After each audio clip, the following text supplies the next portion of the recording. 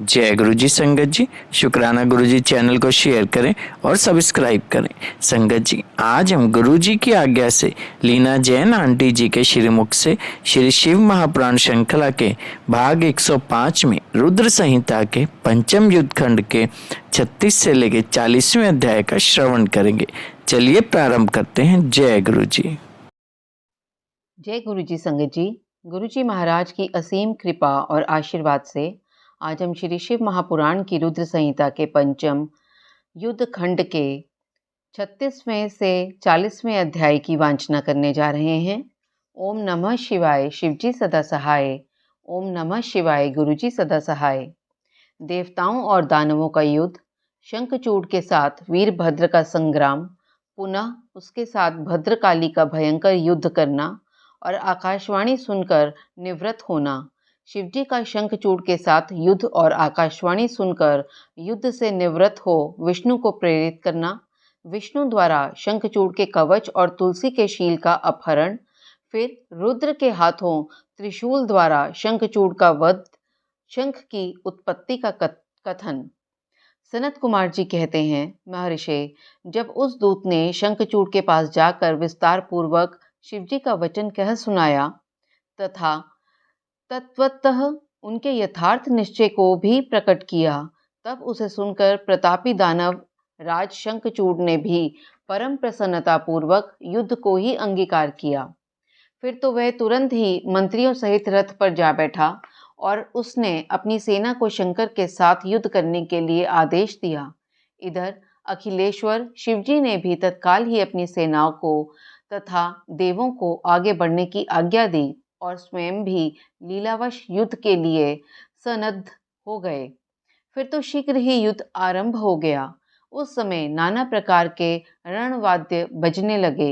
वीरों के शब्द और कोलाहल चारों ओर गूंज उठे। मुने, इस प्रकार देवताओं और दानवों का परस्पर युद्ध होने लगा। उस समय वे दोनों सेनाएं धर्मपूर्वक जूझने लगीं। स्वयं महेंद्र वृषपर्वा के साथ लड़ने लगे और विप्रचिति के साथ सूर्य का धर्म युद्ध होने लगा। विष्णु दंभ के साथ भीषण संग्राम करने लगे।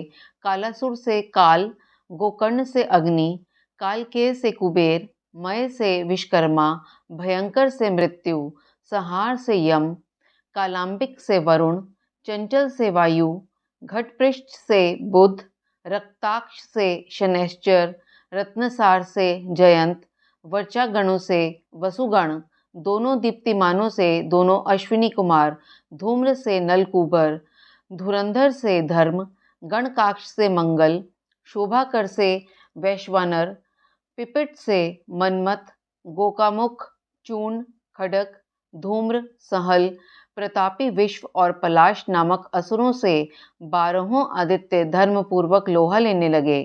इस प्रकार शिव की सहायता के लिए आए हुए अमरों का असुरों के साथ युद्ध होने लगा। 11 महारुद्र महान बल पराक्रम से संपन्न 11 भयंकर असुर वीरों से भिड़ गए। उग्र और चंड आदि के साथ महामणि, राहु के साथ चंद्रमा और शुक्राचार्य के साथ बृहस्पति धर्मयुद्ध करने लगे।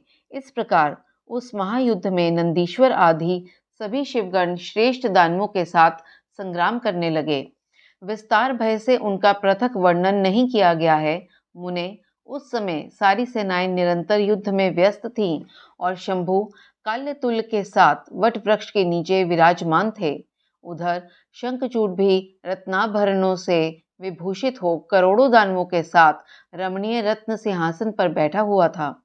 फिर देवताओं तथा असुरों में चिरकाल तक अत्यंत भयानक युद्ध होता रहा। तदंतर शंखचूड़ भी आकर उस भीषण संग्राम में जुट गया। इसी बीच महाबली वीरभद्र समर भूमि में बलशाली शंखचूड़ से जा भिड़े। उस युद्ध में दानवराज जिन जिन अस्त्रों की वर्षा करता था, उन अस्त्रों को वीरभद्र खेल ही खेल में अपने बाणों से काट डालते थे। व्यास जी, इसी समय देवी भद्रकाली ने समर भूमि में जाकर बड़ा भयंकर सिंहनाद किया। उनके उस शब्द को सुनकर सभी दानव मूर्छित हो गए। उस समय देवी ने बारंबार अट्टहास किया और मधुपान करके वे रण के मुहाने पर नृत्य करने लगी। उनके साथ ही उग्रदंष्ट्रा, उग्रदंडा और कोटवी ने भी मधुपान किया तथा अन्यान्य देवियों ने भी खूब मधु पीकर युद्ध स्थल में नाचना आरंभ किया। उस समय शिवगणों तथा देवों के दलों में महान कोलाहल मच गया। सारा सुर समुदाय बहुत प्रकार से गर्जना करता हुआ हर्षमग्न हो गया। तदंतर काली ने शंखचूड़ के ऊपर प्रलयकालीन अग्नि की शिखा के समान उद्दीप्त आग्नेयास्त्र चलाया, परंतु दानवराज ने वैष्णवास्त्र से उसे शीघ्र ही शांत कर दिया। तब देवी भद्रकाली ने उस पर नारायणास्त्र का प्रयोग किया। वह अस्त्र दानव शत्रु को देखकर बढ़ने लगा। तब प्रलाग्नि की ज्वाला के समीप उद्दीप्त होते हुए नारायणास्त्र को देखकर शंखचूड़ दंड की भांति भूमि पर लेट गया और बारंबार प्रणाम करने लगा। तब उस दानव को नम्र हुआ देखकर वह अस्त्र निवृत्त हो गया। तत्पश्चात देवी ने उस पर मंत्रपूर्वक ब्रह्मास्त्र छोड़ा। उस अस्त्र को प्रज्वलित होता हुआ देखकर दानवराज ने भूमि पर खड़े होकर उसे प्रणाम किया और ब्रह्मास्त्र से ही उसका निवारण कर दिया। तदंतर वह दानवराज कुपित हो उठा और वेग पूर्वक अपने धनुष को खींचकर देवी के ऊपर मंत्र पाठ करते हुए दिव्यास्त्रों की वर्षा करने लगा। भद्रकाली समर भूमि में अपने विस्तृत मुख को फैलाकर उन अस्त्रों को निगल गईं और अट्टाहस पूर्वक गर्जना करने लगीं, जिससे दानव भयभीत हो गए। तब शंखचूड़ ने काली के ऊपर 100 योजन लंबी शक्ति से वार किया, परंतु देवी ने अपने दिव्यास्त्र समूह से उसके 100 टुकड़े कर दिए।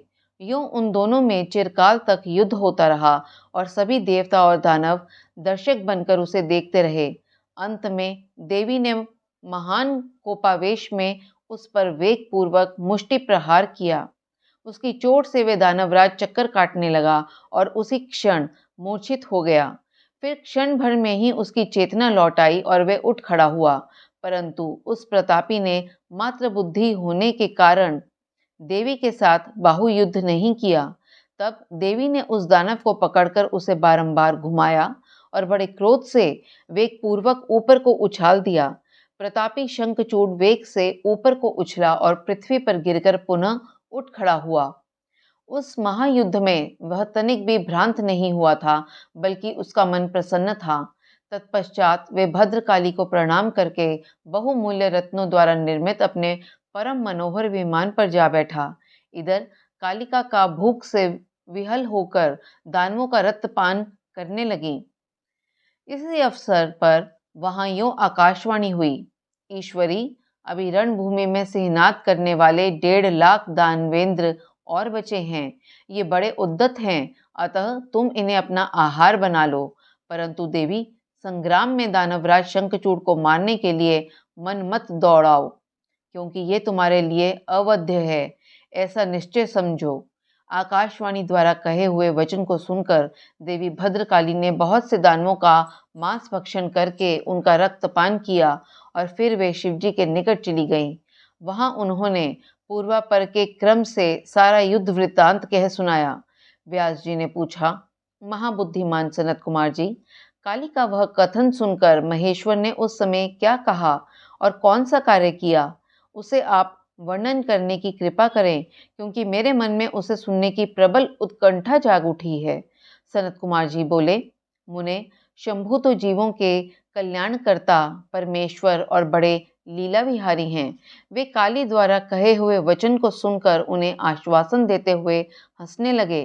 तदंतर आकाशवाणी को सुनकर तत्व ज्ञान विशारद स्वयं शंकर अपने गणों के साथ समर भूमि की ओर चले। उस समय वे महावृषभ नंदीश्वर पर सवार थे और उन्हीं के समान पराक्रमी वीरभद्र, भैरव और क्षेत्रपाल आदि उनके साथ थे। रणभूमि में पहुंचकर महेश्वर ने वीर रूप धारण किया। उस समय उन रुद्र की बड़ी शोभा हो रही थी और वे मूर्तिमान काल से दिख रहे थे। जब शंखचूड़ की दृष्टि शिवजी पर पड़ी, तब वे विमान से उतर पड़ा और परम भक्ति के साथ दंड की भांति पृथ्वी पर लौटकर उसने सिर के बल उन्हें प्रणाम किया। इस प्रकार नमस्कार करने के पश्चात वे तुरंत ही अपने विमान पर जा बैठा और कवच धारण करके उसके धनुष बाण उठाया। फिर तो दोनों ओर से बाणों की झड़ी लग गई। यो व्यर्थ ही बाण वर्षा करने वाले शिव और शंखचूड़ का वह उग्र युद्ध सैकड़ों वर्षों तक चलता रहा। अंत में युद्ध स्थल में शंखचूड़ का वध करने के लिए महाबली महेश्वर ने सहसा अपना वह त्रिशूल उठाया, जिसका निवारण करना बड़े बड़े तेजस्वियों के लिए भी अशक्य है। तब तत्काल ही उसका निषेध करने के लिए यो आकाशवाणी हुई, शंकर, मेरी प्रार्थना सुनिए और इस समय इस त्रिशूल को मत चलाइए। ईश, यद्यपि आप क्षण मात्र में पूरे ब्रह्मांड का विनाश करने में सर्वथा समर्थ हैं, फिर इस अकेले दानव शंखचूड़ की तो बात ही क्या है। तथापि आप स्वामी के द्वारा देव मर्यादा का विनाश नहीं होना चाहिए। महादेव, आप उस देव मर्यादा को सुनिए और उसे सत्य एवं सफल बनाइए। वह देव मर्यादा ये है कि जब तक इस शंखचूड़ के हाथ में श्री हरि का परम उग्र कवच वर्तमान रहेगा और इसकी पतिव्रता पत्नी अर्थात तुलसी का सतीत्व अखंडित रहेगा, तब तक इस पर जरा और मृत्यु अपना प्रभाव नहीं डाल सकेंगे। अतः जगदीश्वर शंकर, ब्रह्मा के इस वचन को सत्य कीजिए। तब सत्पुरुषों के आश्रय स्वरूप शिवजी ने उस आकाशवाणी को सुनकर तथास्तु कहकर उसे स्वीकार कर लिया और विष्णु को उस कार्य के लिए प्रेरित किया। फिर तो शिवजी की इच्छा के से विष्णु वहां से चल पड़े। वे तो मायावियों में भी श्रेष्ठ मायावी ठहरे। अतः उन्होंने एक वृद्ध ब्राह्मण का वेश धारण किया और शंखचूड़ के निकट जाकर उससे यूं कहा। वृद्ध ब्राह्मण बोले, दानवेंद्र, इस समय मैं याचक होकर तुम्हारे पास आया हूँ, तुम मुझे भिक्षा दो। दीनवत्सल, अभी मैं अपने मनोरथ को प्रकट नहीं करूँगा, अर्थात जब तुम देना स्वीकार कर लोगे तब पीछे मैं उसे बताऊंगा और तब तुम उसे पूर्ण करना। ब्राह्मण की बात सुनकर राजेंद्र शंखचूड़ का मुख और नेत्र प्रसन्नता से खिल उठे। जब उसने ओम कहकर उसे स्वीकार कर लिया, तब ब्राह्मण ने छल पूर्वक कहा, मैं तुम्हारा कवच चाहता हूँ। यह सुनकर ऐश्वर्यशाली दानवराज शंखचूड़ ने, जो ब्राह्मण भक्त और सत्यवादी था, वह दिव्य कवच जो उसे प्राण के समान था, ब्राह्मण को दे दिया। इस प्रकार श्री हरि ने माया द्वारा उससे वह कवच ले लिया और फिर शंखचूड़ का रूप धारण करके वे तुलसी के पास पहुंचे। वहां जाकर सबके आत्मा एवं तुलसी के नित्य स्वामी श्री हरि ने शंखचूड़ के रूप से उसके शील का हरण कर लिया। इसी समय विष्णु भगवान ने शंभु से अपनी सारी बात कह सुनाई। तब शिवजी ने शंखचूड़ के वध के निमित्त अपना उद्दीप्त त्रिशूल हाथ में लिया। परमात्मा शंकर का वह विजय नामक त्रिशूल अपनी उत्कृष्ट प्रभा बिखेर रहा था। उससे सारी दिशाएं, पृथ्वी और आकाश प्रकाशित हो उठे। वह मध्याह्नकालीन करोड़ों सूर्यों तथा प्रलाग्नि की शिखा के समान चमकीला था। उसका निवारण करना असंभव था। वह दुर्धर्ष, कभी व्यर्थ न होने वाला और शत्रुओं का संहारक था। वह तेजों का अत्यंत उग्र समूह, संपूर्ण शास्त्रों का सहायक, भयंकर और सारे देवताओं तथा असुरों के लिए दुस्सह था। वह एक ही स्थान पर ऐसा दमक रहा था मानो लीला का आश्रय लेकर संपूर्ण ब्रह्मांड का संहार करने के लिए उद्यत हो। उसकी लंबाई 1000 धनुष और चौड़ाई 100 हाथ थी। उस जीव ब्रह्म स्वरूप शूल का किसी के द्वारा निर्माण नहीं हुआ था। उसका रूप नित्य था।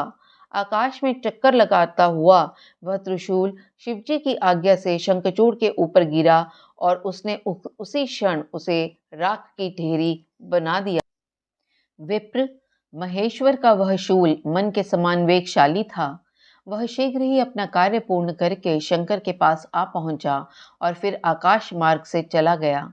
उस समय स्वर्ग में दुदुम्बियां बजने लगीं, गंधर्व और किन्नर गान करने लगे। देवों तथा मुनियों ने स्तुति करना आरंभ किया और अप्सराएं नृत्य करने लगीं। शिवजी के ऊपर लगातार पुष्पों की वर्षा होने लगी और ब्रह्मा, विष्णु, इंद्र आदि देवता तथा मुनिगण उनकी प्रशंसा करने लगे। दानवराज शंखचूड़ भी शिवजी की कृपा से शाप मुक्त हो गया और उसे उसके पूर्व अर्थात श्री कृष्ण पार्षद रूप की प्राप्ति हो गई।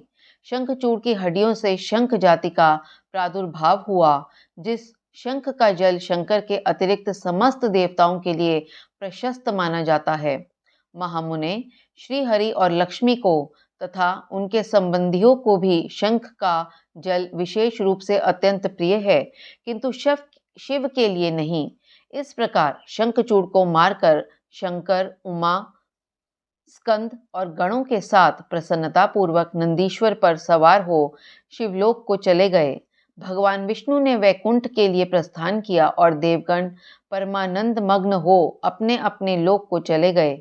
उस समय जगत में चारों ओर परम शांति छा गई।